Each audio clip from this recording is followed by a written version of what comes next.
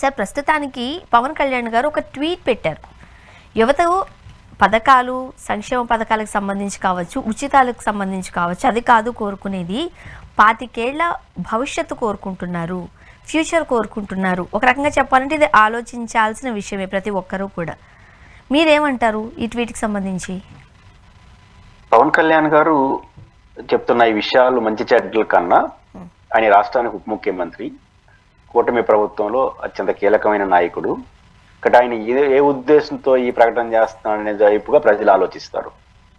ఒక జర్నలిస్ట్గా మీరు, ఒక అనలిస్ట్గా నేను, లేదా ఒక పాలసీల గురించి మాట్లాడే ఒక సాధారణ వ్యక్తితో ఇట్లాంటి చర్చ జరిపితే పెద్ద అభ్యంతరం లేదు. ఎందుకంటే ఇది నిరంతరాయమైన చర్చ. అసలు అభివృద్ధి అంటే ఏంటి, అభివృద్ధి ఎలా ఉండాలి, ఏ రూపంలో ఉండాలి, సంక్షేమ పథకాలు అంటే ఏంటి, డెవలప్మెంట్ యాక్టివిటీస్ చర్చనీయాంశ అంశాలే కాదన్ను. ఇప్పుడు పవన్ కళ్యాణ్ గారు ఫిలాసఫర్ కాదు. అంటే ఆయన ఫిలాసఫీ తెలియదని కాదు, హోదా ఆయన ఎంత ఫిలాసఫీ తెలుసున్నా first is deputy chief minister. అన్నిటికన్నా మించి కూటమి ఇచ్చిన ఎన్నికల హామీలకు రిప్రజెంటేటివ్.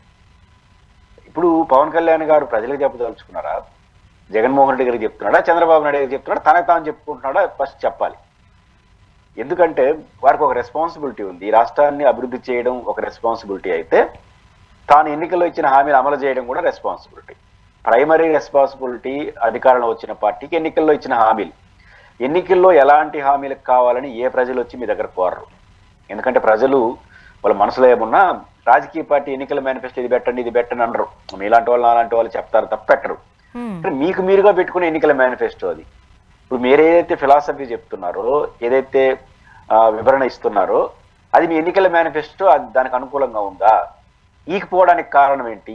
మీరు ఇప్పుడు ఉదాహరణకు యువత 25 ఏళ్ళు ఫ్యూచర్ని కోరుకుంటున్నారు, ఉచితాలు కోరుకోలేదు అన్నారు. మీకు గుర్తుంటే పవన్ కళ్యాణ్ గారు తాము అధికారంలోకి వస్తే ఒక్కొక్క యువకుడికి 10 లక్షలు ఇస్తా ఉన్నారు. అంటే అతను ఒక ఎంటర్ప్రైనర్గా తయారు చేసి ఉపాధి క్రియేట్ చేసే వ్యక్తిగా తయారయ్యారు. ఈ 10 లక్షల రూపాయలు అనేది ఎట్లా అమలు చేయరు? అప్పుడు దాన్ని ఉచితం అంటారా, నిర్మాణాత్మక యాక్టివిటీ అంటారా? నేను చంద్రబాబు గారు సూపర్ 6 జోలికి వెళ్ళట్లా. తమరు ఇచ్చిన హామీ 10 లక్షలు ఒక కుటుంబానికి, ఒక యువకుడికి.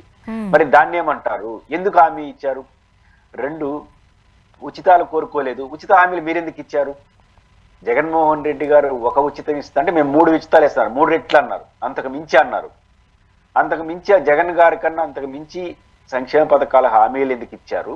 ఇప్పుడు సంక్షేమ పథకాలు కాదు ప్రజలకు కావాలి, ప్రజలు ఏరే కోరుకుంటున్నారు అంటే ఆ రోజు మీరు ఎన్నికల్లో ప్రజల ఓట్ల కోసం ఇచ్చినట్టుగా ప్రజలు భావిస్తారు. అది చాలా న్యాయమైంది కూడా. కాబట్టి మీకు ఇదే ఉంటే ఎన్నికల్లో ఉపన్యాసం చెప్పాలి. ఎప్పుడు కూడా మ్యాండేటరీ ప్రజల్ని ఎలక్షన్లో అడుగుతారు. ఎలక్షన్ మ్యాండేటరీ ఒకటి అడిగి పదవి వచ్చిన తర్వాత ఇంకొక విషయంలోకి వెళ్తాను అంటే అది మంచి విషయం కావచ్చు, చెడు విషయం కావచ్చు, కానీ నైతికత అనేది ముందుకు వస్తుంది. కాబట్టి పవన్ కళ్యాణ్ గారు ఫస్ట్ ఆఫ్ ఆల్ మాట్లాడేటప్పుడు తాను ఎన్నికలు ఇచ్చిన హామీలకి రిప్రజెంటేటివ్గా ఉండాలి, రాష్ట్ర అభివృద్ధికి రిప్రజెంటేటివ్ ఉండాలి. 2, 25 ఏళ్ళ అభివృద్ధికి పునాదులు వేయాలి. Very good. మీరు వేస్తున్నారా చెప్పండి. ఇప్పుడు మీరు ప్రతిపక్షంలో ఉంటే మాట్లాడితే మేము వస్తే ఇట్లా చేస్తామని. మీరు అధికారంలో ఉన్నారు కాబట్టి మీరు వేసే ప్రతి అడుగు 25 ఏళ్ళ భవిష్యత్తునికి అడుగులుగా ఉందా, 2029 ఎన్నికల్లో గెలవడానికి అడుగులుగా ఉన్నాయా? ఇప్పుడు మీరు వేస్తున్న అడుగులు అటు సంక్షేమ పథకాల అమలు కావచ్చు, ఏ యాక్టివిటీ అయినా 29 కోసమా, 25 ఏళ్ళ కోసమా? 29 ఎన్నికల కోసమే కనిపిస్తోంది. మాట్లాడితే 29లో జగన్ గెలుస్తాడా, ఓడతాడా, మళ్ళీ జగన్ గెలవకూడదని ప్రజలు కోరుకుంటున్నారు, పారిశ్రామికలు కోరుకుంటున్నారు, గెలుస్తాడేమో భయం ఉంది. ఈ చర్చ అంతా ఎందుకు చేస్తున్నారు? గెలవనివ్వను. ఇది 25 ఏళ్ళ అనుబంధమా? కాదు కదా. పవన్ కళ్యాణ్ గారు 25 ఏళ్ళ భవిష్యత్తును సూచించే ముందు మీరు అడుగులు వేస్తున్నారా, వేయదలుచుకున్నారా? ఇప్పుడు వేసిన అడుగులు 1.5 ఇయర్లో కూటమి వేసిన అడుగులు 25 ఏళ్ళ భవిష్యత్తుని దృష్టిలో పెట్టుకుని వేసిన అడుగులా, 29 ఎన్నికల కోసం వేసిన అడుగులా? అది ఎలాంటిదో చెప్పాలి. మీరు ఎంచుకున్న రాజధాని కావచ్చు, మీరు ఎంచుకున్న ఇతర అంశాలు కావచ్చు, మీరు ఎంచుకున్న సంక్షేమ పథకాలు కావచ్చు, లేదా బీజేపీతో సావాసం కావచ్చు, విశాఖ స్టీల్ ప్లాంట్ ప్రైవేటీకరణ కావచ్చు, మెడికల్ కాలేజీలు పీపీపీఎల్ కావచ్చు, ఇవన్నీ 25 ఏళ్ళ అనుబంధానికి చిహ్నమా, లేదా షార్ట్ కట్ మెథడా? చెప్పాలి కదా. కాబట్టి పవన్ కళ్యాణ్ గారు 2 చెప్పాలి. ఒకటి, సంక్షేమ పథకాలు ఏం చేయదలుచుకున్నారు, మీరు వేసే అడుగులు 25 ఏళ్లకు అనుకూలంగా ఉందా చెప్పి తర్వాత ప్రజలకు చెప్తే బాగుంటుంది. ఇప్పుడు రాజకీయాలలో ఇప్పుడున్న పరిస్థితులను బట్టి ప్రజలు ఉచితాలకు అలవాటు పడ్డారా, లేకపోతే ఉచితాలకు ప్రభుత్వాలే ప్రజలను అలవాటు చేశారా? ఇదంతా ఒక డిబేట్ అయిపోతుంది. ఈ సబ్జెక్ట్ అంతా కూడా చాలా పెద్ద సబ్జెక్ట్ మనం మాట్లాడుకుంటూ పోతే. ఓకే, ఒక గవర్నమెంట్ సంక్షేమ పథకాలు ఇస్తుంది, ఉచితాలు ఇస్తుంది, దానికి మధ్యలో దళారులు ఉండకూడదు అని చెప్పి ఒక వ్యవస్థను తీసుకొచ్చింది, నేరుగా అకౌంట్లోకి డబ్బులు వేసినప్పుడు చాలా పెద్ద ఎత్తున విమర్శలు రావడం మనం చూసాం. సో ప్రజలు కేవలం సంక్షేమ పథకాల ద్వారా మాత్రమే కాదు, అభివృద్ధి చాలా ఇంపార్టెంట్ అన్నారు. మరి వచ్చిన ఇన్ని రోజుల్లో ఏం చేశారు?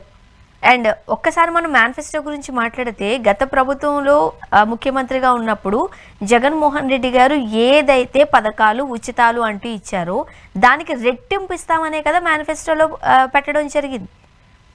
అవి గుర్తున్నాయంటారా, గుర్తు లేవంటారా, లేకపోతే అది కేవలం ఇప్పుడు బీజేపీ మేనిఫెస్టోకి మాకు ఎలాంటి సంబంధం లేదు అని డైరెక్ట్గా చెప్పిందో ఈరోజు పవన్ కళ్యాణ్ గారికి కూడా మేనిఫెస్టోకి సంబంధం లేనట్లేనా?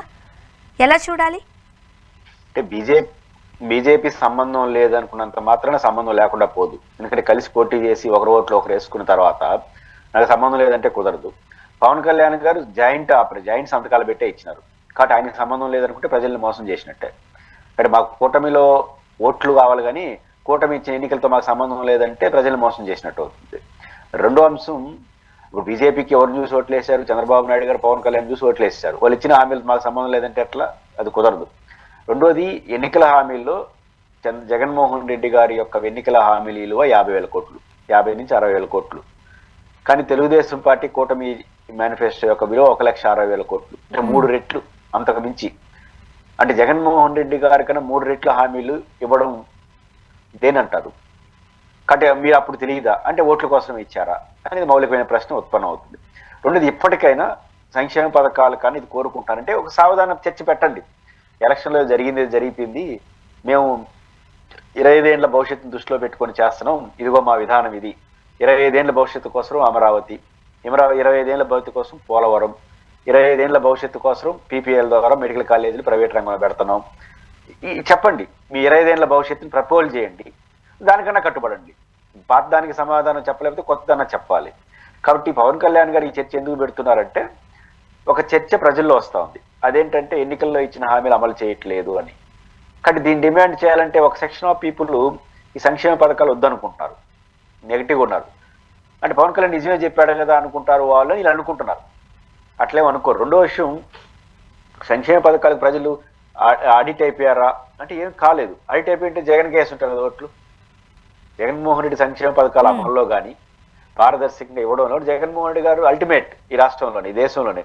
మరి ఆయన ఓడించేశారా ప్రజలు సంక్షేమ పథకాల లేదా ఇంకోట చూడరు. ఈ పరిపాలన ప్రజలకు సంతృప్తికరంగా ఉండాలి. సంక్షేమ పథకాలు ఒకటే అయితే జగన్ గారి కన్నా మించి ఇచ్చిన వాడు లేడు, కానీ ఓడిపోయారు. కాబట్టి ఖచ్చితంగా అనేక అంశాల ఆధారంగా ప్రజలు ఉంటారు. దాన్ని దృష్టిలో పెట్టుకుని ఈగడ ఎన్నికల్లో హామీలు ఇచ్చేసి ఓట్లు పొందిన తర్వాత మళ్ళీ రివర్స్ మాట్లాడుతుంటారు. కాబట్టి ప్రజలు అడిట్ కాలేదు, మీరు అడిట్ చేయడానికి ట్రై చేశారు. కాబట్టి ఇది చర్చనీయాంశం చేయడం మంచిదే, బట్ అది వాళ్ళ మెడకే చుట్టుకుంటుంది. అది గమనంలో పెట్టలేదు. ఎందుకంటే మీరు చెప్పేదానికి చేసేదానికి పొంతనం లేదు కాబట్టి మీ మెడకే చుట్టుకుంటుంది.